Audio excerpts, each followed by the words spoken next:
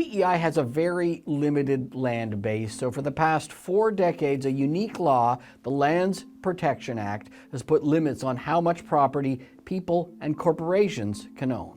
Recently, government promised to close loopholes in the act in response to a land deal involving a member of the Irving family. A new section mentions direct and indirect control of land, the upshot being, even if your name isn't on the land title, if you control the land or derive the benefit from it, it counts against your total. The Great Wisdom Buddhist Institute and the Great Enlightenment Buddhist Institute Society are part of Bliss and Wisdom, a Tibetan Buddhist movement based out of Taiwan, which for almost 2 decades has been building up a presence in eastern P.E.I.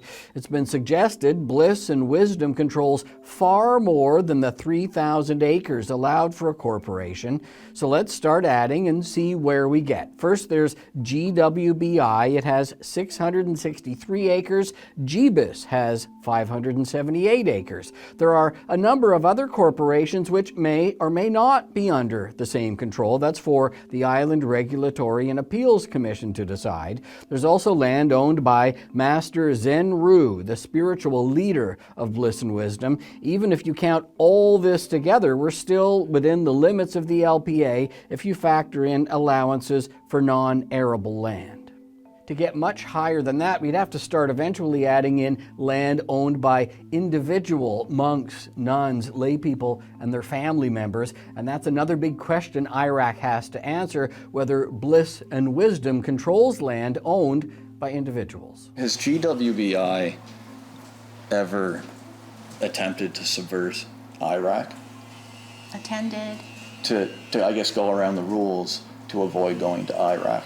If any directors know from now on anything is illegal or will be violating the local regulation, we will never do it. But we only did it because we were ignorant, out of lacking of local knowledges. GWBI and GBIS both say they are within their land limits and welcome the investigation.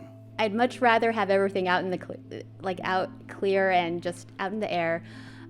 Just base everything on facts. Speculation is it's not a healthy thing. It's not a healthy way to live, and it's not good for the community. Buddhist land holdings were investigated in 2018, but no one outside IRAC has ever seen those results. The public has also never seen results from a 2020 investigation into that land acquisition involving the Irving family. You may have heard the phrase, for justice to be done, it has to be seen to be done. The province says this investigation will be released to the public, that might be the only way to address lingering concerns around land ownership. Kerry Campbell, CBC News, Charlottetown.